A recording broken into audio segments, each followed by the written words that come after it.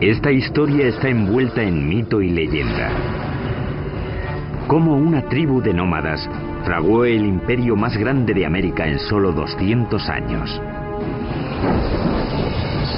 Tuvieron que inventar sistemas de ingeniería que eran extraordinarios para su época.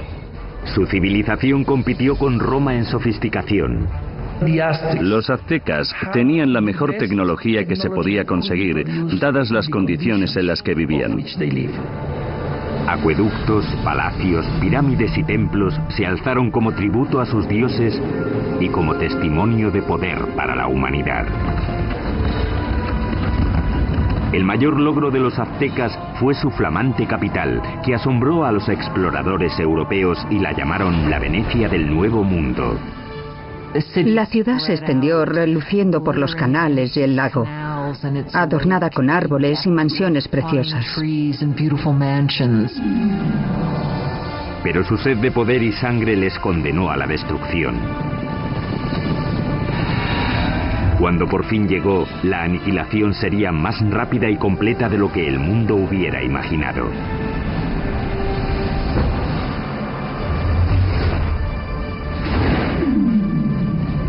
La construcción de un imperio, los aztecas. 1325 después de Cristo, centro de México, cerca de la Ciudad de México actual. Una chica joven, una adolescente, celebra su inminente boda. Es la hija de un rey tribal y está a punto de unirse a una tribu nueva que ha sido invitada a su reino. La tribu es conocida ahora como los aztecas. Como parte del ritual, 5 nobles aztecas la llevan a un antiguo templo para la ceremonia.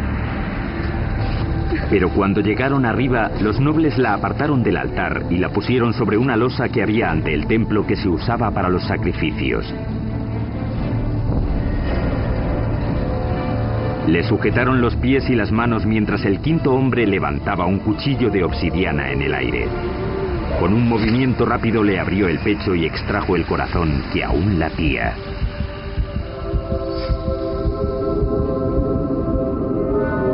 Esa tarde invitaron al rey a una ceremonia para celebrar el matrimonio.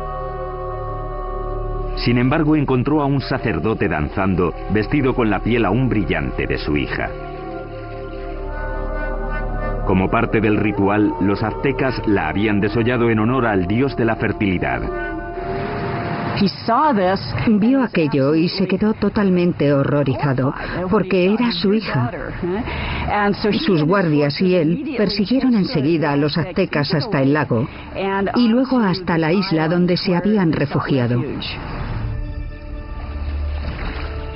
La isla pantanosa no era un lugar acogedor. Y aún así, desde allí los aztecas superarían todas sus expectativas y forjarían el imperio más poderoso de las Américas.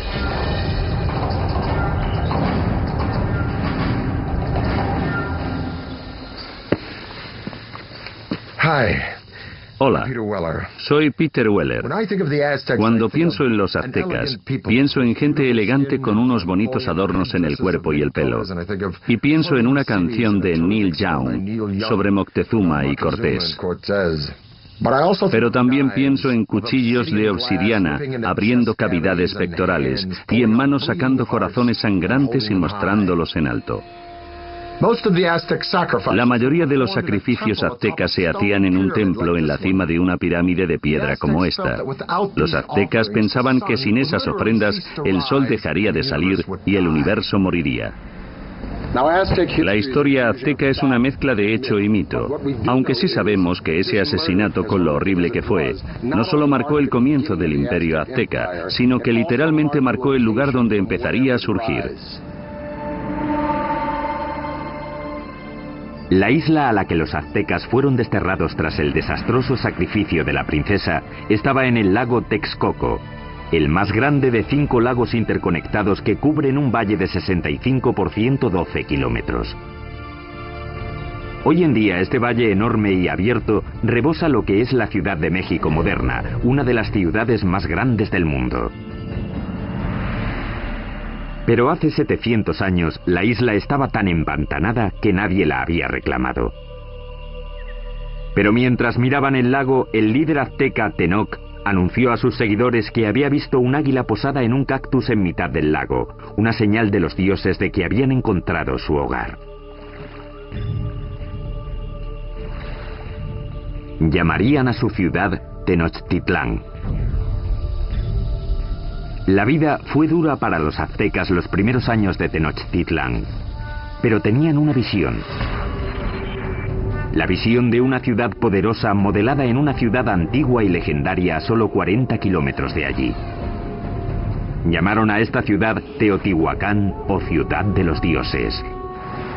Teotihuacán fue una de las ciudades más impresionantes de la Mesoamérica precolombina. Era misteriosa. Sabemos poco de ella porque no hay escritos que corroboren lo que ocurría en esa gran ciudad.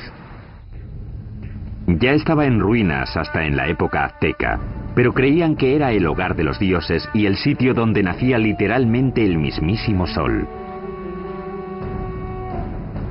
El lugar que los aztecas más veneraban de Teotihuacán era una pirámide que se alzaba por encima de los árboles. Se llamaba la Pirámide del Sol. La enorme pirámide solar contiene 765.000 metros cúbicos de tierra y piedra con una base aproximadamente del mismo tamaño que la Gran Pirámide de Giza, en Egipto. Los aztecas creían que Teotihuacán fue diseñada a imagen del cosmos que crearon los dioses. Fue esa imagen la que intentarían reproducir en la construcción de su nueva ciudad, Tenochtitlán. El que aceptó el reto fue un jefe azteca llamado Acamapixtli. En 1376 se embarcó en un plan ambicioso para hacer una ciudad muy avanzada en Tenochtitlán. Pero había un problema. Las islas pantanosas en las que se instalaron requerían mucho trabajo. Cuando empezaran a construir cualquier cosa, empezaría a hundirse. Simplemente no había cimientos sobre los que construir. La solución azteca revolucionaría la arquitectura de las Américas. Empezaron anclando bien los edificios al suelo usando un sistema de pilares de madera. Los trabajadores cortaban estacas de 10 metros de largo por unos 8 o 10 centímetros de ancho. Luego las clavaban en el suelo blando para que sirvieran de cimientos. Los pilares se rodeaban a menudo de piedra volcánica para añadir fuerza. Entonces los albañiles podían hacer muros encima de esa base sin problemas. Consiguieron pilares de madera para sostener la infraestructura, los cimientos de las pirámides. El que no se hundiera ni se inclinara me parece una proeza de la ingeniería. Tenochtitlán era una ciudad-isla, pero los lagos circundantes eran poco profundos, no más de 2 metros en la mayoría de los sitios. Aquello parecía una metrópolis gigante flotando en una charca. Originalmente la única manera de llegar a la ciudad flotante desde tierra era en barco, pero los aztecas inventaron con el tiempo una serie de pasos elevados de hasta 14 metros de ancho que conectaban la ciudad flotante con las provincias de tierra firme. Los pasos estaban sostenidos sobre pilares de madera, como los que sostenían los templos y otros edificios. Tuvieron que clavar miles de esos pilares en el lecho del lago, y eso presentaba un reto logístico que solo se podía atajar con una mano de obra fuerte y hábil y los mejores ingenieros de Mesoamérica. Para hacer un paso se ponían 2 filas de estacas. Luego se rellenaba el espacio del medio con piedras y tierra hasta que sobrepasaba el nivel del agua en varios metros. Eso permitía a la carretera soportar muchísimo peso. Estos pasos se construyeron muy rectos. Eran muy anchos, con puentes que se abrían y conectaban la ciudad por el norte, el oeste y el sur. Las carreteras permitieron a los aztecas transportar materiales más grandes y pesados para la construcción, aunque eso presentaba un reto nuevo. No existían las bestias de carga en Mesoamérica, así que los humanos lo tenían que hacer todo. No existían las carretas ni la rueda. Las cargas pequeñas se llevaban a la espalda, sujetas con una cuerda que se ajustaba a la frente.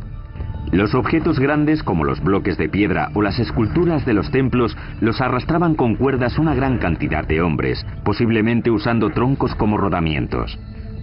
Cuenta la leyenda que un bloque de piedra para un templo requería la fuerza de 1000 hombres para arrastrarlo desde las montañas de tierra firme por el paso y hasta la ciudad. Los pasos también ofrecieron a los aztecas una nueva forma de introducir agua potable en Tenochtitlán. Anteriormente, los aztecas transportaban el agua en canoas desde la orilla. Pero el gran crecimiento de la población les obligó a obtener una solución más avanzada para cubrir la demanda. Querían usar el agua de los manantiales de tierra, así que querían construir un acueducto. Pero los manantiales estaban bajo control de la tribu que dominaba la región, los despiadados tepanecas. Los tepanecas controlaban o dominaban todo el valle. Tenían un imperio muy fuerte y eran los señores. Así que los aztecas eran sujetos tributarios de ellos. Mientras crecía la población azteca, la tensión con los tepanecas empezó a surgir. Los aztecas decidieron dar un ultimátum que podría cambiar el equilibrio de poder en la región. La gente de Tenochtitlán no solo exigían a los tepanecas que les dieran el agua, sino que exigían que ayudaran a construir el acueducto. La respuesta de los tepanecas fue rápida y brutal. El rey tepaneca Maxtla envió asesinos que mataron al jefe azteca a sangre fría. Fue la gota final. Tras décadas de dominación, los aztecas se movilizaron y se levantaron contra sus caciques despiadados. E iniciaron una serie de ambiciosos proyectos de construcción alrededor de la ciudad-isla que les valdría la reputación de mejores ingenieros de las Américas.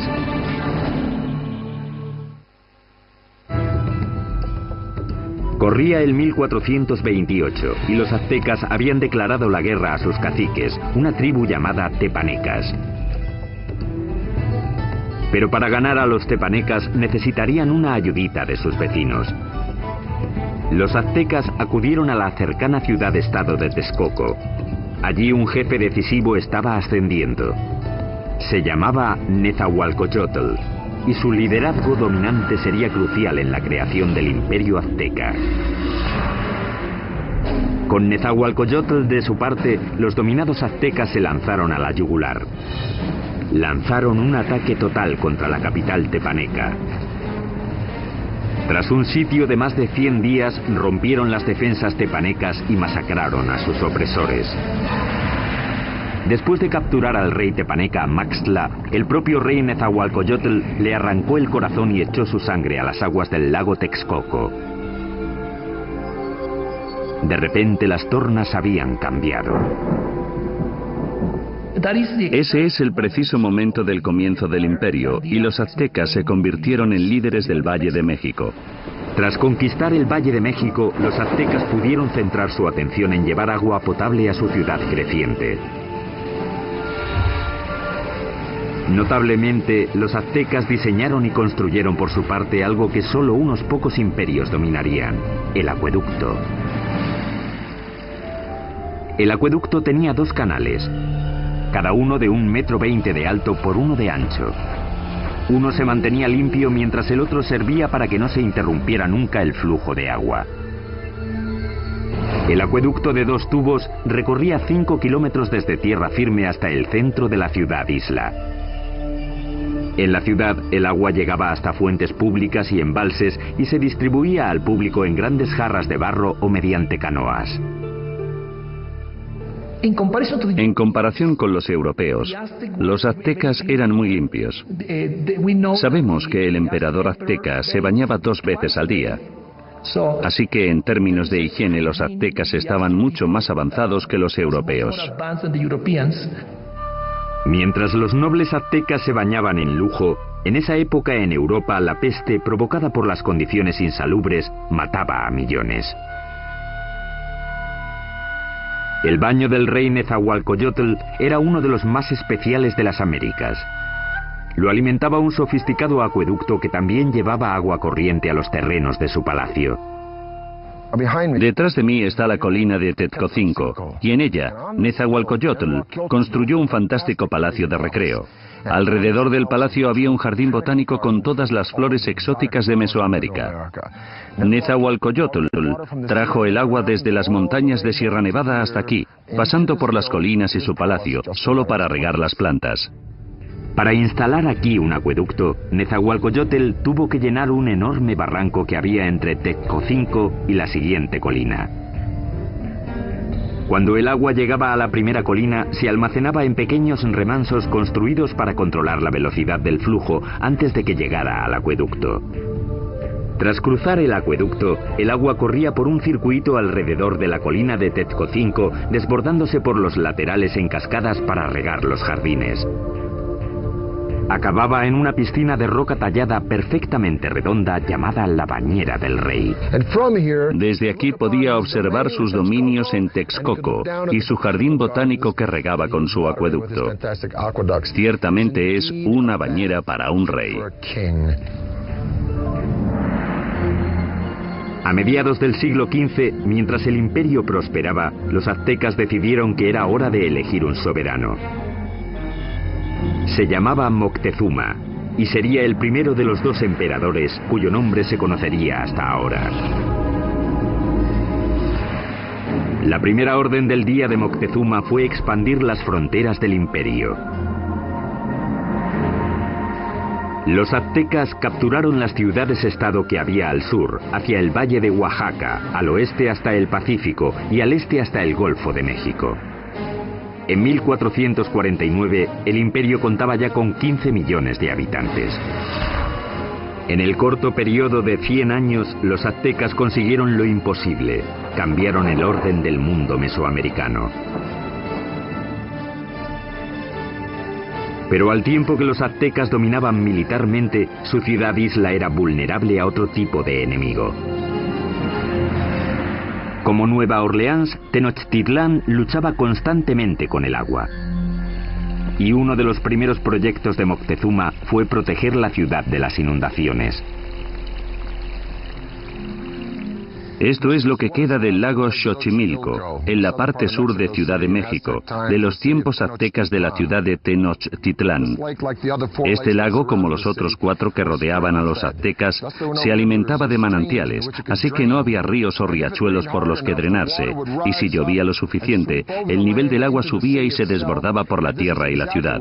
Eso fue exactamente lo que pasó a mediados del siglo XV, cuando una inundación de proporciones catastróficas barrió Tenochtitlán. La ciudad que comandaba el imperio quedó casi destruida, y la civilización azteca tuvo que depender una vez más de la genialidad de sus ingenieros y de uno en particular. Moctezuma apeló a la ayuda de su antiguo aliado Nezahualcóyotl para proteger la ciudad que estaba reconstruyendo en el lago. Nezahualcóyotl diseñó algo que le convertiría en el mejor ingeniero del continente. Su plan era crear una zona de seguridad alrededor de la ciudad con un enorme dique que protegería Tenochtitlán y a sus habitantes. Fue diseñado para ser mayor que ninguna otra obra que hubiera en las Américas en ese momento, con una longitud de 16 kilómetros al este de la ciudad desde el extremo sur del lago y hasta el norte. Los muros fueron un trabajo de cestería, hechos de palos, juncos, piedras y tierra. Como el lago era poco profundo, el dique solo tenía 3,70 metros de alto, aunque el ancho era de 8 metros. Nezahualcóyotl remató el dique con compuertas, seguramente puertas de madera, que se podían subir o bajar para controlar el nivel del agua. El dique también sirvió para otro propósito, proteger el suministro de agua. Era importante construir algún tipo de mecanismo de protección para evitar que se mezclase el agua salada con el agua dulce de la parte oeste del lago. Napoleón dijo, un ejército marcha sobre el estómago. Es fácil suministrar comida de sobra para los civiles durante el desarrollo crítico de cualquier civilización, pero los aztecas perfeccionaron un método único no solo para proporcionar mucha comida al pueblo civil, sino para impulsar la expansión militar del imperio. Esta solución revolucionaria se llamó chinampas, un sistema que les permitió crear literalmente tierra nueva para cultivar y para vivir. Si vas a hacer una ciudad de cualquier tamaño, tienes que proporcionar espacio, así que lo que ellos hicieron fue construir esas chinampas en el lecho del lago. Básicamente una chinampa es una isla artificial construida en el lago. Parecían campos de fútbol estrechos, de unos 90 metros de largo por unos 10 metros de ancho. Una chinampa se hacía tejiendo una red de palos que flotaba en el agua y apilando juncos y hierbas encima. Después se sacaba fango del lecho y se ponía encima de los juncos para formar la chinampa. Entre 4 y 6 hombres tardaban 8 días en construir una chinampa media. Estaban conectadas a la ciudad por canales navegables gigantescos que miles de hombres tardaban meses en hacer. Una chinampa como esta podía producir hasta 7 cosechas al año, mientras que un agricultor en tierra firme podía cosechar 1, 2 o quizá 3 veces como mucho. Cuando una cosecha estaba lista para que la recogieran en una chinampa, los brotes de la siguiente ya estaban saliendo del fango que estaba extendido en un barco adyacente a la chinampa. Entonces, cuando los brotes estaban listos, se llevaban a la chinampa y el ciclo se repetía una y otra vez en cientos de chinampas. Fue esta tecnología lo que hizo que Tenochtitlán pasara de ser una ciudad tribal más en el siglo XIV a una ciudad-estado dominante y próspera. Con la infraestructura de la ciudad lista y enormes tierras bajo su control, los aztecas extendieron las fronteras de su imperio más que nunca. Crearon una red de carreteras muy extensa, superautopistas aztecas. Pero al tiempo que el imperio crecía, también lo hizo la práctica de sacrificios humanos. Muy pronto ríos de sangre corrían por las calles de Tenochtitlán.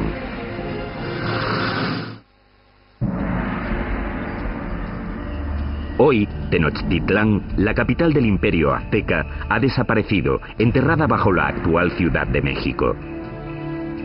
Pero hace 700 años era una capital brillante en ascenso, construida por ingenieros avanzados y liderada por emperadores exuberantes. A finales del siglo XV, la demografía azteca había explotado. Su siguiente gran emperador lanzaría una serie de conquistas que competirían con cualquiera de la historia. Se llamaba Ahuizotl y demostraría que era incluso mejor guerrero que su abuelo, Moctezuma. Para el año 1502, Ahuizotl había conquistado territorios desde la costa pacífica de México y había conseguido que el imperio llegara muy al sur, a Guatemala. Su reinado fue como una edad de oro. Él fue el rey que abrió las rutas de transporte a las zonas costeras y las tierras bajas donde los aztecas tenían sus mayores lujos. Todas las plumas brillantes, el oro, las piedras preciosas que los nobles y soberanos lucían como parte de su estatus, venían de allí. Para transportar riquezas al corazón del imperio, los aztecas construyeron una red de superautopistas que cruzaban México central. Corredores de relevo se apostaban cada 8 kilómetros para crear una especie de UPS antigua. Se podían enviar mensajes o bienes desde la costa del Golfo hasta Tenochtitlán, a 320 kilómetros en solo 24 horas, más rápido que el servicio postal actual. Con el imperio en su esplendor, los aztecas de Ahuizotl se embarcaron en el mayor proyecto de construcción, una enorme pirámide en el mismo centro de Tenochtitlán, el símbolo del poder absoluto. Se la llamó Templo Mayor. La base de la pirámide tenía 75 metros de fondo por 100 metros de ancho y se elevaba a una altura de 15 pisos. Había al menos 117 escalones en 2 escaleras que subían 60 metros y que llevaban a 2 templos en honor a los dioses de la lluvia y de la guerra. El templo se reconstruyó en el mismo lugar 7 veces, comenzando en 1325 con la fundación de la ciudad. La pirámide crecía al tiempo que lo hacía el imperio. Cada piso simplemente se añadía encima del piso anterior. El templo mayor se construyó principalmente con una piedra llamada tezontle, que es volcánica y pesa muy poco. Eso evitaba que el templo se hundiera. Para los suelos y paredes, los aztecas aplicaron un revoque de cal, que era una especie de cemento. Algunos ejemplos encontrados hoy son tan duros como el cemento moderno, incluso después de 500 años. Los albañiles aztecas trabajaron durante décadas para completar su monumento a los dioses. El templo estuvo enterrado hasta 1978, cuando la compañía eléctrica cavó una zanja y descubrió accidentalmente una enorme piedra tallada y las ruinas del templo con ella. El disco tiene 3,5 metros de diámetro, pesa 20 toneladas y representa el cuerpo desmembrado de la diosa Coyolxauhqui. Coyolxauhqui era la diosa de la luna, y su hermano la mató porque se quedó embarazada de una forma vergonzosa. Los aztecas no eran nada mojigatos. De hecho, los nobles tenían muchas mujeres y concubinas. Pero entre el populacho, sobre todo las mujeres, el adulterio estaba prohibido y se castigaba severamente, a menudo con la muerte. Según la leyenda, el hermano de la diosa de la luna le cortó la cabeza y tras decapitarla tiró el cuerpo por una colina. Los aztecas representaban este asesinato literalmente y a menudo en festivales durante todo el año. Decapitaban a sus víctimas en la cima de la pirámide y luego tiraban los cuerpos por las escaleras hasta la gran piedra de abajo. Para los romanos, el tesoro más preciado era el oro. Para los egipcios era el más allá. Para los aztecas era la sangre humana. Creían que tenía que haber reciprocidad con los dioses, así que tenían que agradecer a los dioses dándoles lo más preciado que tenían, que era la sangre humana. Los aztecas la llamaban agua preciosa, y creían que si los dioses no la recibían en grandes cantidades, el mundo acabaría en apocalipsis. Adornar los muros interiores de los templos con sangre humana fresca era práctica común. Y el olor tenía que ser horrible. Para dedicar su expansión del gran templo, el emperador Azuitzotl hizo un sacrificio en masa. Las cabezas de las víctimas se expusieron con orgullo en estantes alrededor del templo. Según las crónicas, dicen que sacrificaron a 20.000 personas. Desde un punto de vista práctico y desde un punto de vista científico, parece imposible. Así que creo que la crónica, que la escribieron fuentes españolas, quería decir que a sus ojos había muchos. Durante el reinado de Azuitzotl, las sangrías se dispararon. La vida en Tenochtitlán se convirtió en una orgía de muerte. Llevaban tanto a amigos como a enemigos para presenciar los sacrificios. Siempre eran sacrificios rituales, siempre son eventos, pero también eran declaraciones políticas, una forma de intimidación. En el momento de la muerte de Azuitzotl, los aztecas habían institucionalizado los sacrificios y habían convertido los asesinatos en el campo de batalla en un arte. Eran los guerreros más feroces de América, una élite que tendría un espectacular templo dedicado. Pero ni siquiera ellos estaban preparados para la guerra de los mundos que les iba a caer encima.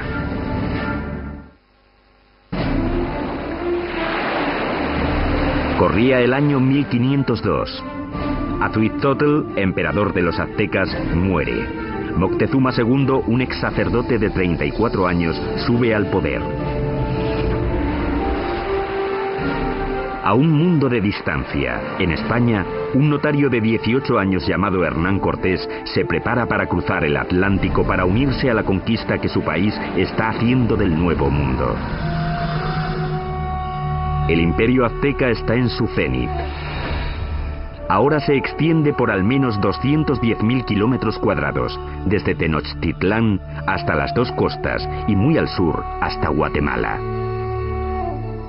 Unos 25 millones de personas formaban la ley azteca. Había 38 provincias cuyos habitantes pagaban importantes impuestos, enriqueciendo así a los nobles.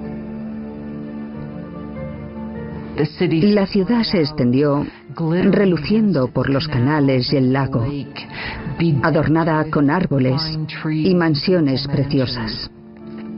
Y Moctezuma II lo presidía todo. Era conocido por sus habilidades políticas y militares. Un líder duro. Mató a la población de las ciudades que no se doblegaban a su mandato. Pero en privado estaba inquieto. Parece ser que Moctezuma era un individuo pasivo, incluso hasta depresivo. Cuenta la leyenda que después de ver un cometa pasando por el cielo de Tenochtitlán, pasó el resto de la noche llorando. Según pasaban las semanas, se volvió cada vez más paranoico. Pero en el culmen de su obsesión por lo sobrenatural, una amenaza muy real se aproximaba por mar. Los espías colocados a lo largo de la costa del Golfo informaron sobre algo muy extraño que no conseguían describir. No habían visto un barco en su vida, así que no tenían una palabra para describirlo. Por eso los indios se refirieron a los barcos como montañas que se mueven por el agua. En 1519, tras navegar desde Cuba, Cortés llegó con 11 de aquellas montañas flotantes y 500 hombres al Golfo de México, 320 kilómetros al sureste de Tenochtitlán. Las tribus quedaron atónitas ante aquellos hombres con armaduras de metal y animales que no conocían. Según avanzaron tierra adentro, masacraron brutalmente a las tribus que se resistieron, pero muchas otras se alegraron de poder proporcionarles comida y hombres. Una de las formas que uno de los jefes locales de la costa del Golfo utilizó para agradar a Cortés y su compañía fue con un grupo de mujeres que no solo estaban allí para las labores caseras, sino también, claramente, para hacer de cortesanas, para proporcionarles servicios sexuales. Pero entre las concubinas, una en particular llamó la atención de Cortés. Era la hija de un jefe que había sido vendida como esclava y se llamaba la Malinche. Desarrollaron una relación íntima y con el tiempo ella le dio un hijo. Ellos fueron las primeras personas de sangre mezclada del Nuevo Mundo. Pero era mucho más que una amante. Se convirtió en la intérprete de Cortés y su papel se amplió a consejera e intermediaria entre él y los aztecas. No solo era su traductora, también le contaba cosas que se estaban diciendo que se suponía que él no tenía que oír o entender. La red de corredores de relevos de Moctezuma le mantuvo informado de los movimientos de los españoles. Estaba claro que iban hacia la ciudad. Mientras avanzaba hacia Tenochtitlán en el verano de 1519, Cortés amasó un ejército de miles de hombres. El ejército de guerreros de Moctezuma contaba con cientos de miles. Iban vestidos de animales en el campo de batalla para intimidar a sus rivales. Parte de ello era espectáculo. Los guerreros llevaban distintos trajes increíbles. Los guerreros más importantes eran los caballeros, vestidos de jaguares y águilas. Los caballeros aztecas se iniciaban en sus órdenes con ceremonias sagradas en templos especiales como este. Este es el templo Cueva de Malinalco, uno de los 6 templos de esta remota ladera a unas horas al sur de Ciudad de México. Moctezuma lo terminó en el año 1502, poco después de su coronación. En Europa, Miguel Ángel estaba esculpiendo el David de la República de Florencia, pero mientras Miguel Ángel tallaba el David, los aztecas extraían este templo directamente de la ladera de la montaña. Y es el único templo en todo el hemisferio occidental construido de esta forma. Al final de las escaleras de Coalcali se encuentran las esculturas de dos jaguares. A los lados de las puertas yacen los restos de dos guerreros. La puerta representa la boca abierta de una serpiente gigante. Literalmente se puede ver la lengua saliendo del templo. Los aztecas creían que esta era la entrada al centro de la tierra. Los guerreros privilegiados venían aquí, entraban en la sala con esculturas de águilas, les perforaban la nariz y ofrecían sangre en sacrificio para Huitzilopochtli, el dios de la guerra.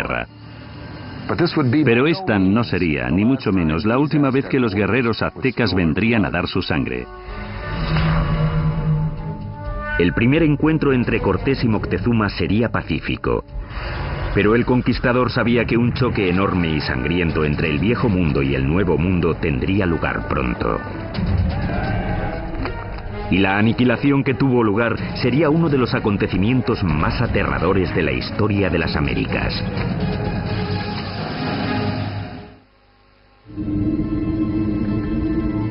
Otoño de 1519. El conquistador español Hernán Cortés ha llegado por fin a la brillante capital azteca de la que tanto ha oído hablar, Tenochtitlán. Cuando los españoles vieron por primera vez Tenochtitlán, debieron pensar que era una visión, que estaban entrando en alguna especie de sueño. Una enorme fuerza de guerreros nativos aliados contra los aztecas le acompaña mientras avanza por el paso principal hacia la ciudad. El encuentro entre Cortés y Moctezuma en el paso hacia Tenochtitlán tuvo que ser uno de los acontecimientos más impresionantes de la historia del mundo. Fue un encuentro entre dos mundos distintos. Cortés le ofreció la mano, pero en cuanto lo hizo, los nobles que atendían a Moctezuma le empujaron diciendo: no, no, no, es una indignidad total. Nadie toca a Moctezuma, el gran señor de la tierra. El encuentro de los dos mundos fue pacífico, pero lleno de tensión. Moctezuma en ese momento ya se había vuelto impulsivo y propenso a las crisis de histeria. Así que el encuentro fue para calcular las fuerzas. Aunque los aztecas tenían un sistema diplomático y guerrero mucho más inocente comparado con el sistema tan taimado y ladino de los europeos. Moctezuma invitó a los españoles a quedarse en uno de sus palacios. Resultó ser un error catastrófico. Cuando los españoles entraron en la ciudad, quedaron tan impresionados que les pareció un sueño. En el centro de la ciudad se alzaba el colosal palacio del emperador. El palacio de Moctezuma II era un gigantesco complejo que se extendía por las 3 hectáreas contiguas al gran templo. Uno de los españoles se dio cuenta de que todos los días se reunían 600 nobles en el palacio de Moctezuma para oír las palabras del emperador. Moctezuma recibió a los españoles en una gran cámara de recepciones que había en la entrada, diseñada para que el emperador pareciera omnipotente. Pero el palacio de Moctezuma sería el último que construirían los aztecas. Cuando no llevaban ni una semana de visita, los españoles fueron a la yugular y secuestraron a Moctezuma. Fue un movimiento atrevido, pero compensó. El imperio parecía suyo. Aunque Moctezuma seguía siendo el líder oficial de la ciudad, durante un tiempo no fue más que el portavoz de Cortés. Durante 6 meses, la tensión dentro de los muros de Tenochtitlán se calmó. Entonces, en la primavera de 1520, todo cambió. Una mañana, unos soldados españoles interrumpieron un sacrificio sagrado y mataron a los participantes. El acto desencadenó un alzamiento. Para los aztecas, los españoles habían cometido un sacrilegio inefable. La ciudad quedó sumida en el caos cuando los aztecas marcharon al palacio de Moctezuma. Moctezuma intentó subir a la cima del palacio, hablar con la gente y calmarlos, pero ya no aguantaron más. Moctezuma se había convertido en la marioneta de los españoles. Una traición tan enorme a los ojos de su pueblo que le lapidaron y tiraron flechas. Poco después tiraron el cuerpo sin vida de Moctezuma por las escaleras del palacio.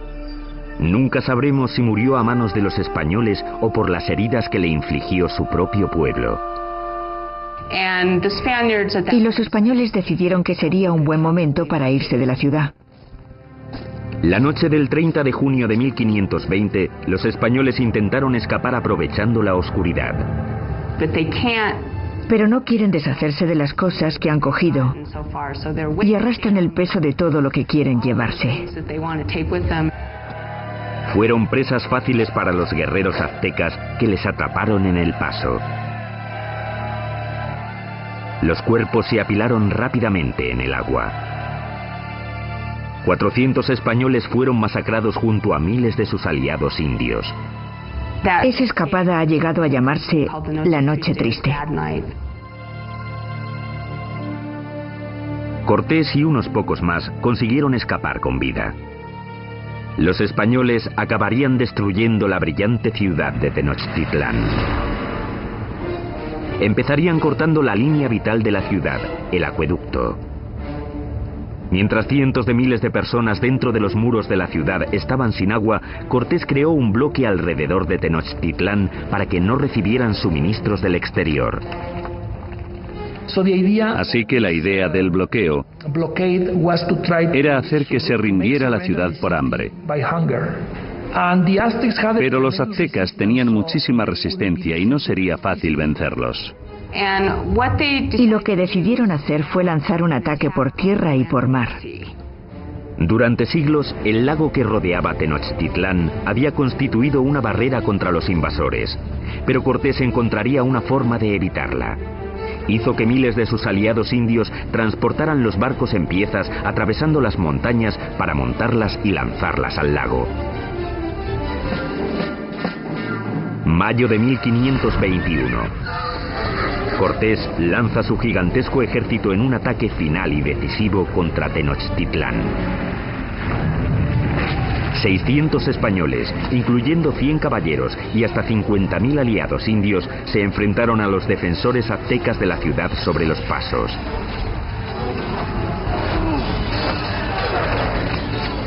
La lucha brutal siguió durante meses. Día a día, Cortés arrasó la ciudad piedra por piedra. Él y sus aliados indios fueron despiadados en el asesinato sistemático de la población.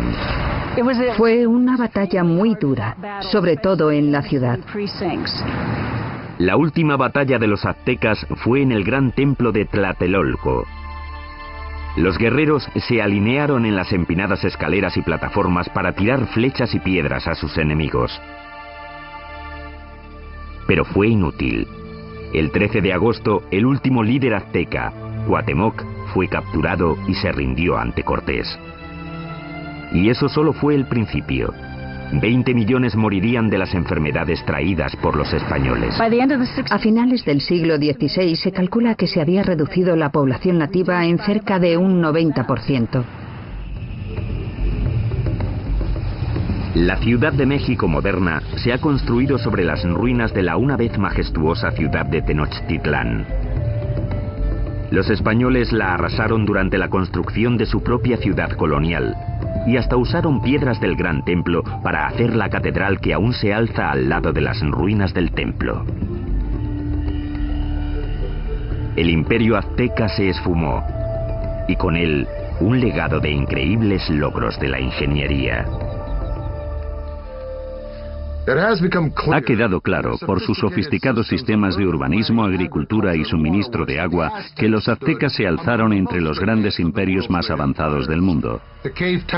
El templo excavado de Malinalco es uno de los logros aztecas más impresionantes que los españoles no destruyeron. Sitios impresionantes como este obligan a hacer la pregunta: ¿cómo sería México hoy si los españoles no hubieran venido? Soy Peter Weller para el canal Historia.